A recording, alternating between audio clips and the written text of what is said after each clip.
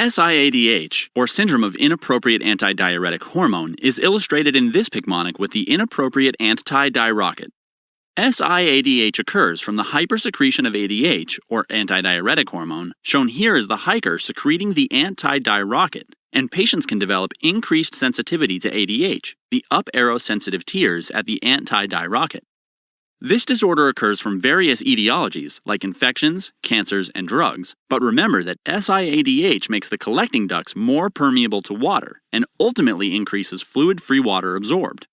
Because this condition causes the normal blood volume to dilute with only free water, the overall osmolality decreases, leading to serum hypoosmolality, illustrated as the syrup hypoosy. This can manifest as coma and seizure in patients, the coma and seizure, as these symptoms can occur as a result of dilutional hyponatremia, the diluted hippo salt shaker. As a result of electrolyte abnormalities from hypoosmolality, patients can also develop cramps and tremors, shown as the clamps and tremor. It is important to note that despite there being an abnormal reabsorption of water with this disorder, patients are not fluid overloaded, but rather they are in euvolemia, the U-volume cup with blood. Now, if the hyponatremia progresses from the SIADH being untreated, patients can have a change in level of consciousness or altered mental status, represented by the delta halo.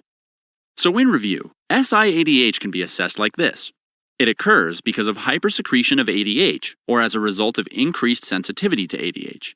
Because of free water absorption and serum dilution, patients develop serum hypoosmolality, which can lead to coma and seizure.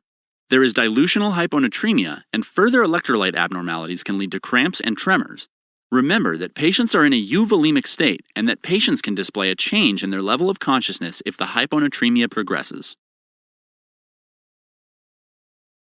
SIADH is a syndrome resulting from an inappropriate amount of antidiuretic hormone. So if diuretics make you pee, then, as you guessed it, antidiuretic hormone makes you not pee, leading to fluid retention.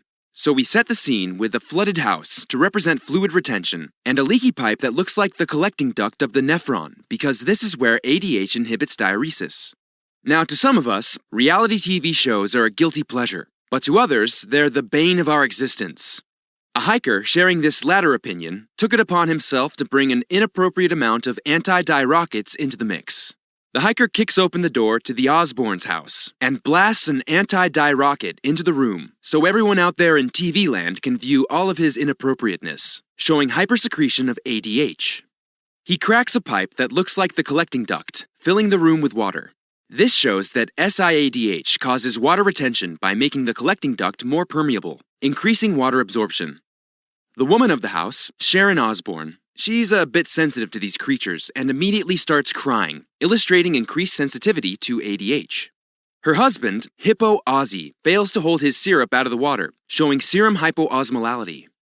He passes the syrup to little Caesar, who's combing his hair and getting ready for school, showing coma and seizures. And a diluted hippo salt shaker for dilutional hyponatremia zooms through the water on a trimmer with a clamp for tremors and cramps.